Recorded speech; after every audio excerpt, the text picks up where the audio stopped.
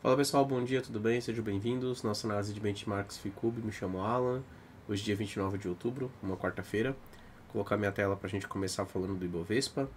Vamos lá, pessoal. O Ibov, então, rompendo ali a região de topo anterior, né? Acabou respeitando bem, né? O topo de julho, já havíamos comentado aí na segunda-feira. Movimentação forte de alta, foi lá para testar o topo histórico, inclusive renovando máximas históricas aí no dia de hoje, tá? Então o mercado segue para cima, acho esticado, novas compras por aqui, né?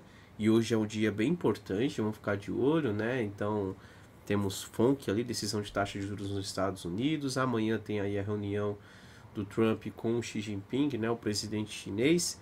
E também tem aí dados que serão divulgados de PIB, o núcleo, o índice PCE, né, que é o índice de inflação ali que o Fed mais utiliza para definir ali a decisão de juros, né?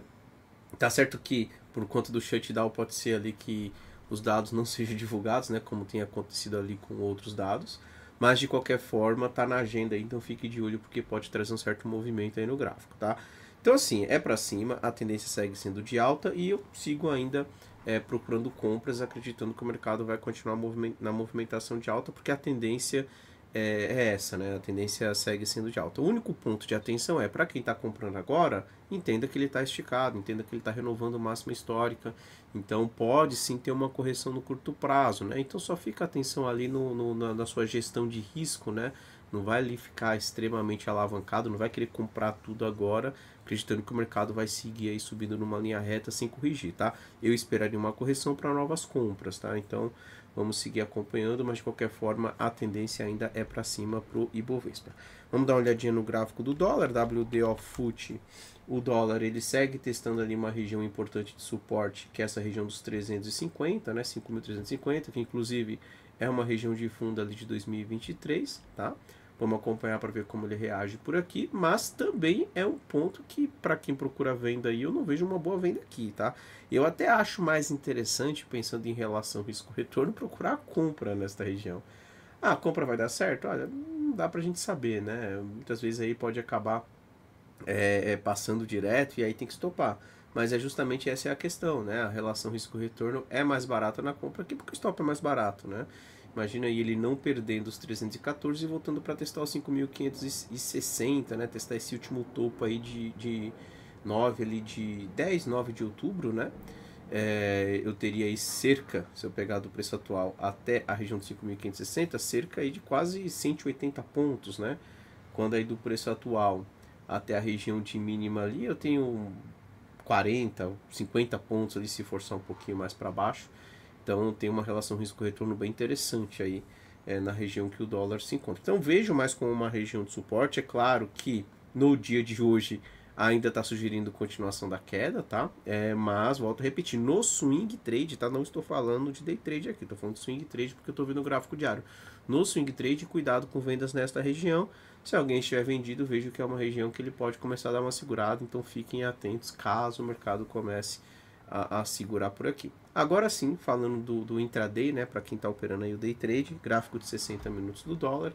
Olha, o dólar acabou dando continuidade na queda, né? Até chamei a atenção que se ele voltasse para cima aqui dos 380, poderia ele voltar para testar os 420, mas ele não conseguiu ficar para cima dos 380, né?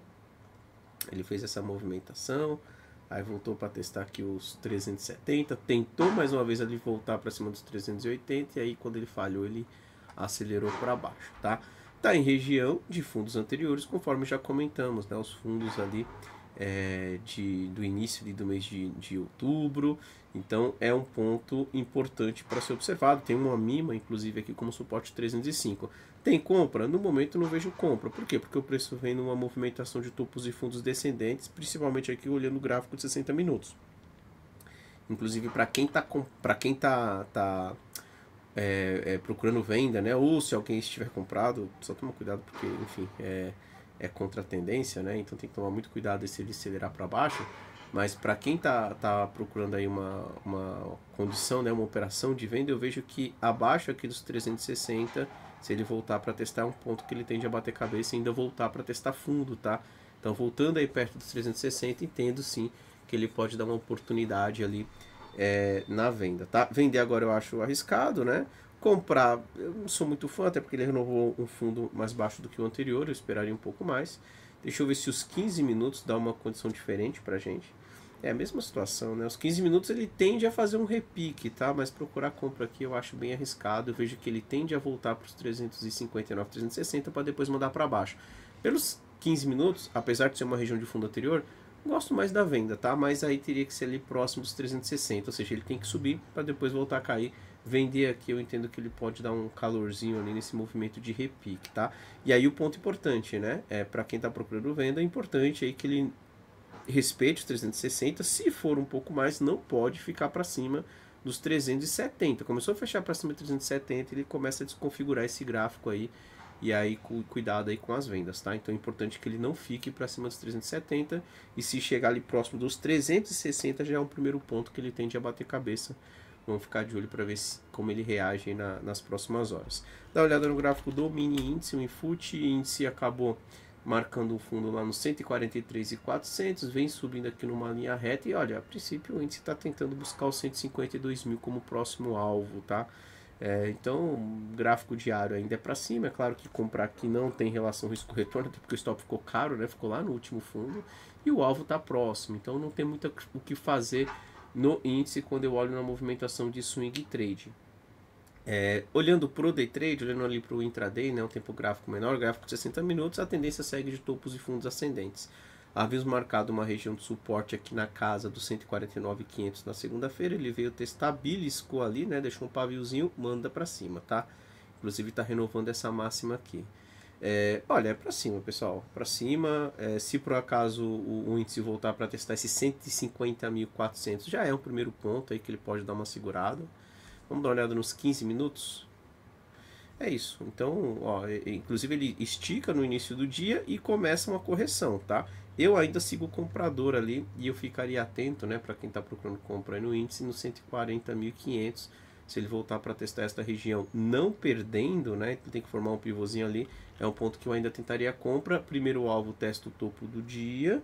Se rompido, ele abre caminho lá para tentar buscar os 152 mil, que é a nossa marcação em vermelho ali, região de topos anteriores pelo gráfico diário, tá? Vamos seguir acompanhando também. Vamos dar uma olhadinha no gráfico do Bitcoin. Bem, o Bitcoin ele vem brigando bastante aqui na região dos 115 mil, 116 mil, né? Ele não consegue ficar para cima deste ponto, tá? Mas ele voltou para cima dos 110, né? Que é um ponto importante. Eu ainda sigo com viés mais comprador, tá, pessoal? Então, mesmo assim, o Bitcoin voltando aí próximo de 110, demonstrando uma reação, começando a formar um pivô, eu ainda tentaria uma compra, tá? Acreditando em algo parecido com isso. Então, gosto ainda da compra aí do Bitcoin próximo dos 110, né? Mas o único ponto é que ele tem que romper esse 115, 116 para andar, tá? Enquanto ele estiver abaixo desse 115, 116, ele ainda vai ficar brigando aí no curto prazo. Muita atenção se ele voltar para testar esse 110 e passar direto, né? Porque aí ele forma aqui um topinho aí, né? Falha na região ali do topinho anterior, inclusive, e volta tudo de novo para testar essa região de fundos anteriores, 106, quem sabe até mesmo podendo buscar ali a região de 101, 100 mil, que é o suporte ali que ele marcou em junho, tá? Então é importante que ele não perca aí a região do 110, 108, chegando ali ele precisa ter uma reação parecida com essa. Fez algo parecido com isso, entendo que vale a pena sim procurar bons candidatos de compra, e aí a gente observa mais um teste aí no 115, 116. Se rompido, aí vai lá para o 120, 123, que é a região de topos históricos ali do Bitcoin, tá? Então, ponto importante, vamos seguir acompanhando aí a reação. Lembrando, né, volto a repetir mais uma vez, hoje um dia importante, hoje um dia que tende a ter volatilidade, principalmente depois das, acho que é 15h30, né, que vai ser a coletiva ali do Jerome Powell. Amanhã tem outro dado importante, aliás, amanhã não, hoje, né, eu vi a notícia aqui que foi confirmado para as 11 horas da manhã da Coreia, né, a reunião do Trump com o Xi Jinping, que vai ser às 11 horas da noite aqui no Brasil. Então fiquem de olho, porque hoje, lá próximo da meia-noite, a gente pode ter bastante movimento também aí, dependendo, né, do acordo aí comercial que seja fechado ali, né, entre Estados Unidos e China. Isso aí pode balançar bastante o mercado, tá? Então, assim, o Bitcoin tá meio que no modo de espera aí dos eventos, né? E vamos ver como que ele se comporta aí até o final do dia, tá? Mas de qualquer forma é isso, né? Resistência 116, Suporte ali entre 110 e 108. Se voltar para testar, ainda sigo mais comprador naquela região, beleza? E o S&P 500, né? Deixa eu pegar aqui o Trading View. Bem, o S&P 500, pessoal, o S&P 500 nós havíamos chamado a atenção dos 570, que era o ponto de suporte que ele não poderia perder, tá? Ele veio com esse movimento forte aqui, né? Naquela sexta-feira, onde o Trump ameaçou taxar em 100% a China. O mercado reagiu forte para baixo, mas foi uma oportunidade para compra, né? Ele acabou respeitando os 570 e desde então mandou para cima e renova máximas históricas, né? Estamos a 6.900 ali, 7.000 pontos aí para o S&P 500 está próximo, então o S&P 500 segue ali firme para cima.